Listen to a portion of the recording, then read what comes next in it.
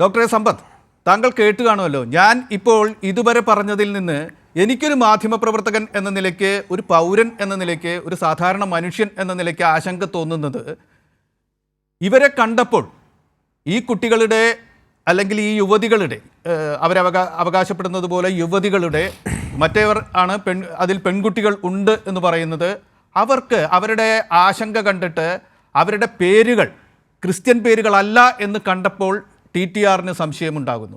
TTR പോലീസിന് refer ചെയ്യുന്നു. TTR തന്നെയാണ് ബജ്രംഗ് ദൾ പ്രവർത്തകരെ വിളിച്ചത് എന്നും പറയുന്നു. ചില വാർത്തകളിൽ പോലീസുകാർ തന്നെയാണ് എന്ന് പറയുന്നു. ബജ്രംഗ് ദൾ പ്രവർത്തകർ എത്തുന്നു. പിന്നെയുള്ളത് അതിൽ ആരോപിക്കപ്പെട്ട ആ യുവാവ് പറഞ്ഞ കാര്യങ്ങളാണ്. താങ്കൾ ഇവിടെ എത്തുന്നതിന് മുമ്പ് ഞങ്ങളത് പ്ലേ ചെയ്ത് കാണിച്ചു. അദ്ദേഹം പറയുന്നു, ഞങ്ങളെ കൈവച്ചു, ഞങ്ങളെ ആക്രമിച്ചു, ഈ ആൾക്കൂട്ടത്തിൽ നിന്ന് 5 പേർ ഞങ്ങളെ തല്ലി, എന്നിട്ട് ഞങ്ങളോട് ഇന്നതുപോലെ പറയണം എന്ന് ആവശ്യപ്പെട്ടു എന്ന് അദ്ദേഹത്തിൻ്റെ ഭാഷയിൽ അദ്ദേഹം വിശദീകരിച്ചതാണ് ഞങ്ങൾ കാണിച്ചത്. ഇതെന്താണ് ഈ നാട്ടിൽ നടക്കുന്നത് എന്ന് ആരും ആശങ്കപ്പെടുന്ന ഒരു സന്ദർഭം. CPIM എന്താണ് നിരീക്ഷിക്കുന്നത്? എന്താണ് താങ്കൾക്ക് ഈ ഘട്ടത്തിൽ കൂട്ടിച്ചേർക്കാനുള്ളത്? സമ്പത്ത്.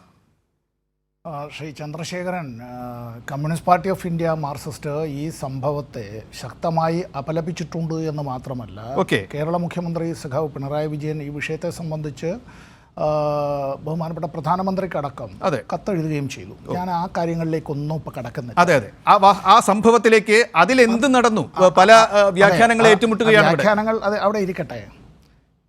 ചില ദിവസങ്ങൾ ഇത്തരത്തിലുള്ള ആക്രമണങ്ങൾക്കായി തിരഞ്ഞെടുക്കുന്നതാണ് എന്നത് സംഘപരിവാറിനെ സംബന്ധിച്ച് പുതുമയുള്ളൊരു കാര്യമല്ല. നമ്മൾ ഈ സാധാരണ മനുഷ്യർക്ക് അത്തരത്തിൽ ഓർമ്മയിൽ നിൽക്കാത്തതായിട്ടുള്ളത്, എന്നാൽ ഓർമ്മിക്കപ്പെടേണ്ടതായിട്ടുള്ള ചില കാര്യങ്ങൾ, അത് പലപ്പോഴും നമ്മൾ വല്ലാത്ത വേദനകൾ സമൂഹത്തിന് അത്തരത്തിൽ അടിച്ചേൽപ്പിക്കുന്നതിന് സംഘപരിവാറിൻ്റെ പ്രഭൃതികൾ അവരെപ്പോഴും അത്തരത്തിൽ അങ്ങനെ വളരെ ക്രൂരതയോടെ കൂടി തന്നെ അവർ പെരുമാറും.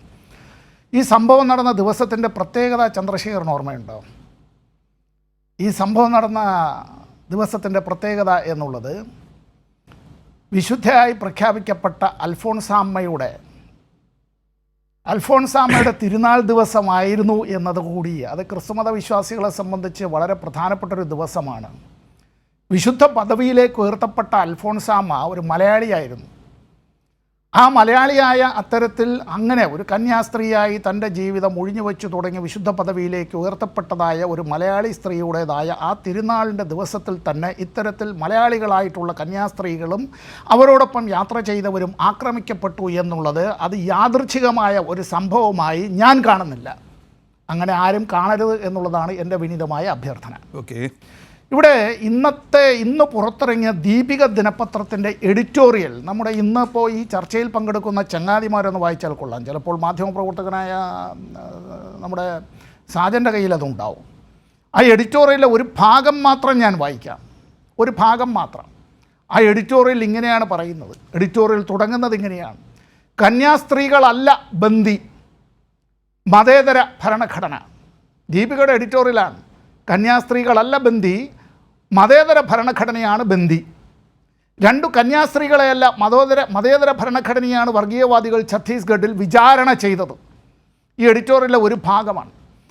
വർഗീയവാദികളുടെ കങ്കാരു കോടതികൾ ന്യൂനപക്ഷങ്ങളെ ട്രെയിനിലും തെരുവിലും വിചാരണ ചെയ്യുകയും ശിക്ഷിക്കുകയും മാത്രമല്ല, അവരുടെ ആരാധനാലയങ്ങളിലും വിദ്യാഭ്യാസ സ്ഥാപനങ്ങളിലുമൊക്കെ ആയുധങ്ങളുമായി കടന്നു കയറി ആക്രമണം അഴിച്ചുവിടുകയുമാണ്. കഴിഞ്ഞ മെയ് 31-നാണ് ഒഡീഷയിലെ ബറാംപൂരിനടുത്ത ഖൊർദ റോഡ് റെയിൽവേ സ്റ്റേഷനിൽ റൂർക്കല രാജറാണി എക്സ്പ്രസിനുള്ളിൽ കന്യാസ്ത്രീക്കും കൂടെ ഉണ്ടായിരുന്ന കുട്ടികൾക്ക് നേരെ ബജ്രംഗ് ദൾ അക്രമം അഴിച്ചുവിട്ടത്.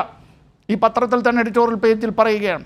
ആരോപണം മതപരിവർത്തനം തന്നെ. പോലീസ് പതിവ് പോലെ കാഴ്ചക്കാരായിരുന്നു. അതിന് ഒരാഴ്ച മുമ്പായിരുന്നു ഒഡീഷയിലെ ചാർബതി കാർമൽ നികേതനിലെത്തിയ 9 അംഗ അക്രമി സംഘം കൊള്ളയടിക്കുകയും 2 വൈദികരെ ക്രൂരമായി മർദ്ദിക്കുകയും ചെയ്തത്. ക്രിസ്മസും ഈസ്റ്ററുമൊക്കെ പരസ്യമായി ആഘോഷിക്കണമെങ്കിൽ സംഘപരിവാറിൻ്റെ ഔദാര്യം വേണ്ടി വന്നിരിക്കുന്നു. വർഗീയവാദികൾ എപ്പോൾ ചോദിച്ചാലും സർട്ടിഫിക്കറ്റുകൾ ഹാജരാക്കിക്കൊള്ളണം. ബൈബിളിനും ക്രൂശിത രൂപത്തിനുമൊക്കെ പരോക്ഷ വിലക്ക്. സന്യസ്തർക്ക് അവരുടെ വേഷത്തിൽ പുറത്തിറങ്ങാനാകാത്ത സ്ഥിതി.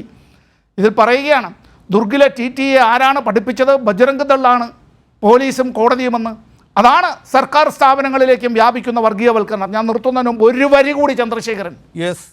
BJP അധികാരത്തിലെത്തിയ 2014 മുതൽ 2024 വരെ ക്രൈസ്തവർക്കെതിരെ 4316 അക്രമ സംഭവങ്ങൾ ഉണ്ടായതായി യുണൈറ്റഡ് ക്രിസ്ത്യൻ ഫോറത്തിൻ്റെ റിപ്പോർട്ടുകളുടെ വിശ്വാസ്യത ചോദ്യം ചെയ്യാനും ഹിന്ദുത്വ ശക്തികൾ ചവിട്ടിമതിക്കുന്ന ക്രൈസ്തവർക്കെതിരെ കുറ്റപത്രം തയ്യാറാക്കാനും സംഘപരിവാറിനൊപ്പം ക്രിസ്ത്യൻ നാമ ശുഭ്രവേഷധാരികളായ ദല്ലാൾമാരും അവരുടെ ഒളിസംഘടനകളുമുണ്ട്. ഇതും പറയുകയാണ്. യെസ്, ഇവിടെ ഈ ചോദിച്ചാൽ BJP പറയും ഞങ്ങളല്ല ഇതൊന്നും ചെയ്തത് എന്ന്. BJP അല്ല എന്ന് പറയുമ്പോൾ അറിയേണ്ടത് ഈ രാജ്യത്തെ ഇന്ന് ഭരിക്കുന്നത് ഒരു രാഷ്ട്രീയ പാർട്ടി അല്ല. BJP എന്നത് വെറും ഒരു മൂടുപടം മാത്രമാണ് എന്നുള്ളതും തങ്ങളൊരു രാഷ്ട്രീയ പാർട്ടി അല്ല എന്ന് സ്വയം വിശേഷിപ്പിക്കുന്ന രാഷ്ട്രീയ സ്വയം സേവക സംഘമാണ് ഇന്ത്യയുടെ ഭരണഘടന തന്നെ അട്ടിമറിച്ചുകൊണ്ട് ഭരണഘടനാ സ്ഥാപനങ്ങളിലേക്ക് നുഴഞ്ഞു കയറാനും ഈ രാഷ്ട്രത്തെ തന്നെ ഒരു മതരാഷ്ട്രമാക്കി മാറ്റാനും എല്ലാം ശ്രമിക്കുന്നത് എന്നുള്ളത് അത് നമുക്കറിയാവുന്നതായ ഒരു കാര്യമാണ്. BJPയിൽ എന്ത് നടക്കണം, BJPയിൽ ആര് നേതാവായിരിക്കണം, BJPയുടെ സ്ഥാനാർത്ഥികൾ ആരായിരിക്കണം, ആരെല്ലാം ഏതെല്ലാം സ്ഥാനങ്ങളിൽ ഉണ്ടായിരിക്കണം എന്നതടക്കം RSS ആണ് തീരുമാനിക്കുന്നത് എന്നുള്ള നിലയിലേക്ക് നമുക്ക് വരാം സമ്പത്ത്.